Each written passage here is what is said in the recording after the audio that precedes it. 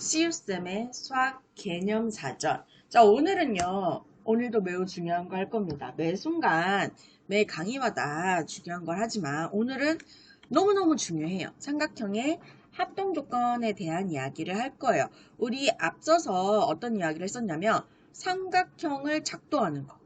삼각형 단 하나로 작도, 그러니까 하나의 모양, 하나의 크기로 작도되는 삼각형의 작도를 학습을 해봤고요.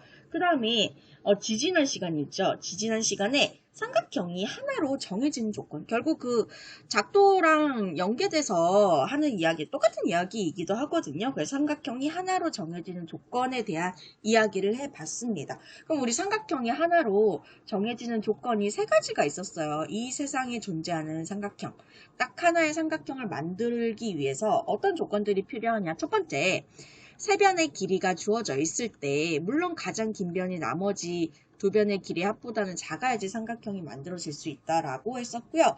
세 변의 길이가 주어졌을 때, 그 세 변의 길이로 만들 수 있는 삼각형은 오직 모양도 하나, 크기도 하나, 단 하나의 삼각형으로 결정될 수가 있다 그랬어요.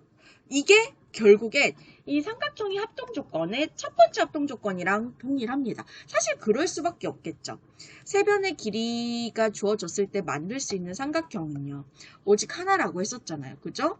그래서 대응하는 세 변의 길이가 같을 때 이 두 삼각형은요, 이게 하나의 삼각형이에요. 결국엔 대응하는 세 변의 길이가 같다? 결국 그냥 하나의 삼각형이다.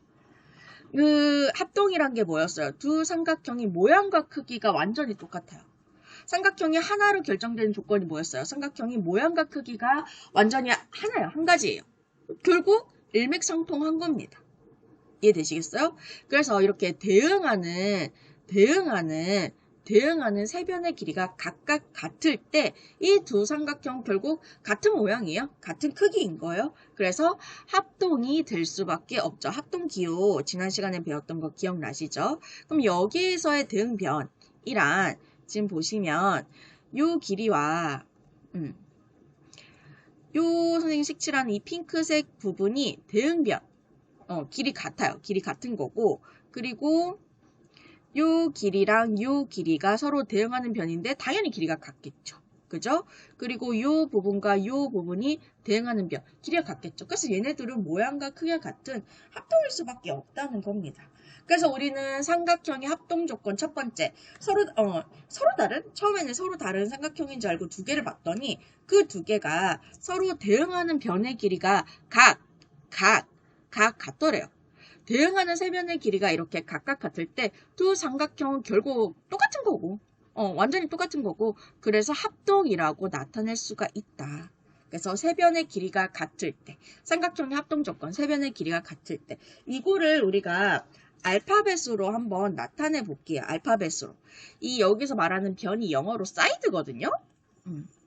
근데 여기서 S를 가져와서 세 변이잖아.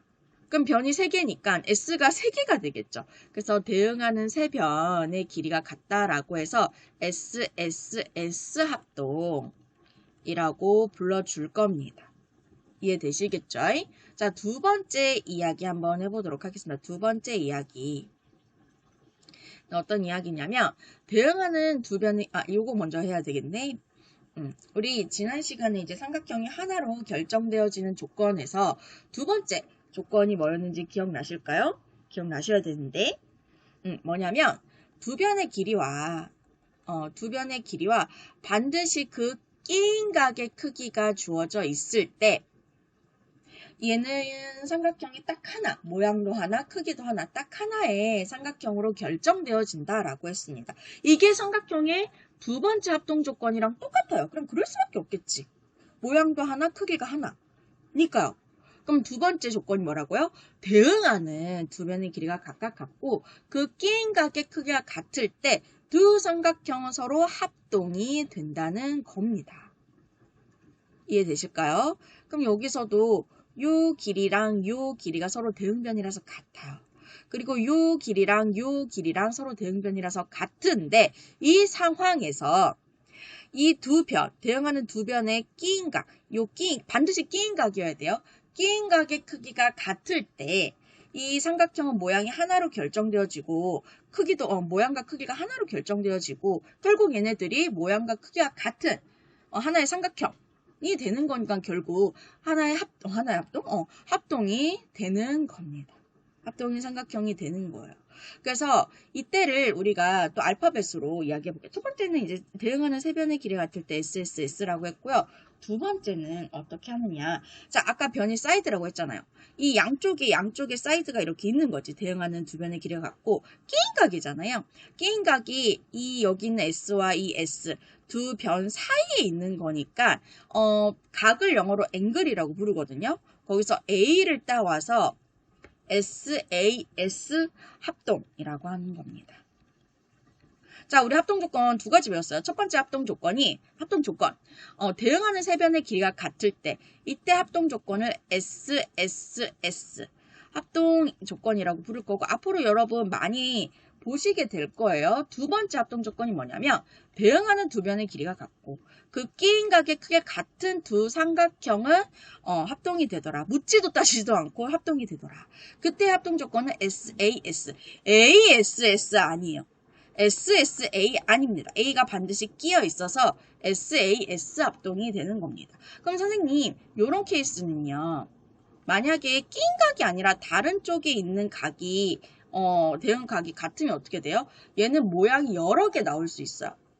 모양이 여러 개 나올 가능성이 있거든요. 그래서 하나의 삼각형이 되려면, 합동이 되려면 모양도 같아야 되잖아요. 그러니까 모양이 달라질 수가 있다는 거지. 그럼 합동이 될 수가 없는 거죠. 하나의 삼각형으로도 결정될 수가 없는 거고요. 아시겠죠? 그래서 요 경우만 하나의 모양이 되고 합동 조건이 되더라. ASS, SSA 아니에요. 선생님 강조를 드렸습니다. 그리고 마지막 합동 조건을 보시기 전에 우리 삼각형이 하나로 결정되어지는 조건 중에서 그때도 마지막이 뭐였냐면 한 변의 길이와 양 끝각의 크기가 같으면 이 삼각형은 모양도 크기도 하나인 하나의 삼각형이 되더라 라고 했습니다. 그죠? 한 변의 길이와 한 변 길이랑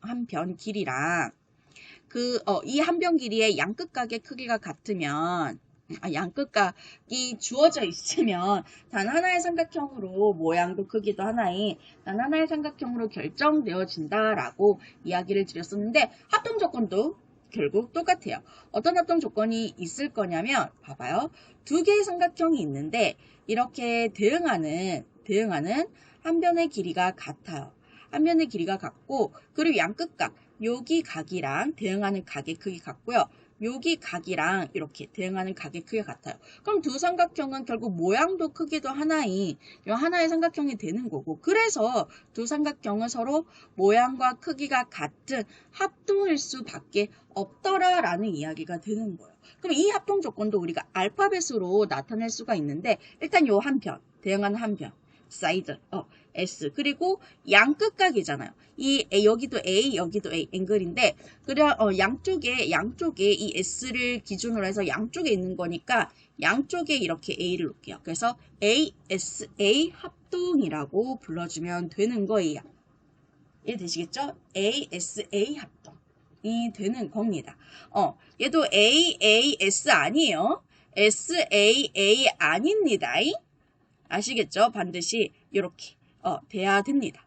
이렇게 합동 조건이 이야기를 되고요. 사실 나중에 문제 풀다 보면은 보실 수도 있는데 선생님 미리 이야기를 드릴게요.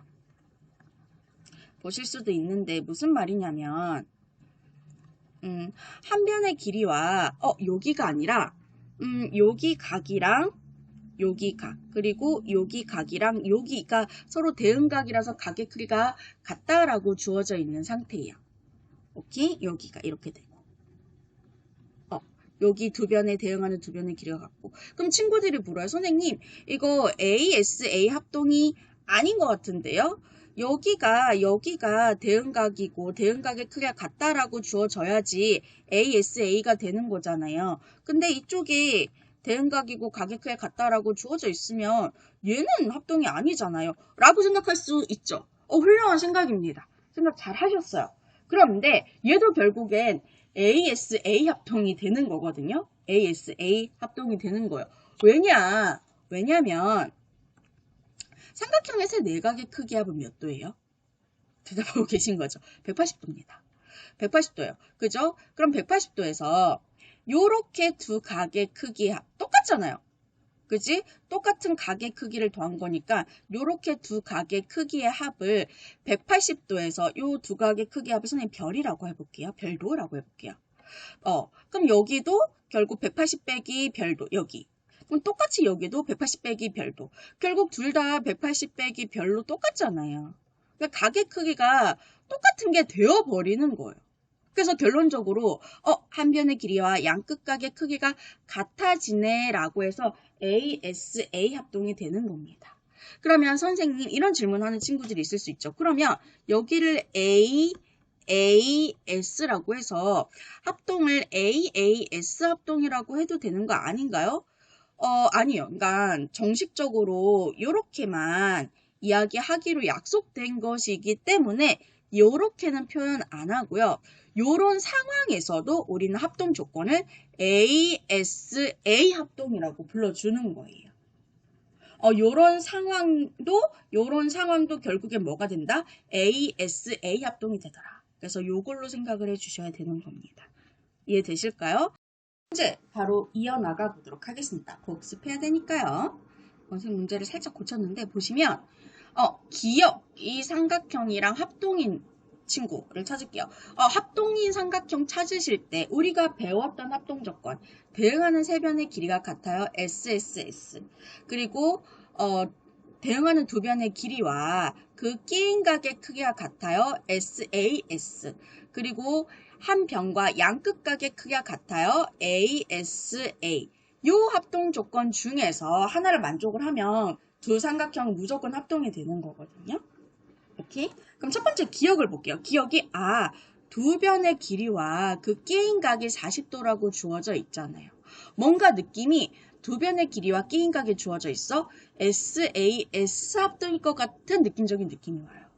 그럼 이 친구를 이렇게 생긴 친구를 찾아봅시다. 일단 양변이 10cm인 게 여기 있네요. 일단 확인하셔야 됩니다. 그때 그 끼인 각이 40도인가 봤더니 맞네. 그래서 이렇게 두 삼각형이 서로 합동이에요. 그죠? 그래서 기역과 미음 삼각형이 서로 합동이 되더라. 그럼 이때 사용된 합동 조건은 뭐더라?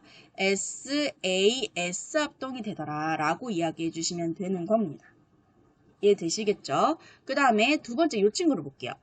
한 변의 길이와 양끝각의 크기가 주어져 있단 말이죠. 그럼 왠지 ASA 요 합동 조건일 것 같은 느낌적인 느낌, 의심이 들어요. 그럼 일단 찾아봅시다. 그러니까 얘도 아닌 것 같고, 각의 크기가 나와 있는 게 아니니까. 얘를 한번 볼게요. 느낌상 얘랑 합동일 것 같은데, 여기 각을요, 내가 구할 수 있잖아. 어떻게? 삼각형의 세 내각의 크기 합은 180도니까, 180도에서 나머지 두 각의 크기의 합 더한 것을 빼주시면, 여기 한 내각의 크기가 나오겠죠. 얘가 120도니까 180에서 120을 빼면 60도 이렇게 되겠죠. 그죠? 여기가 60도 되겠다.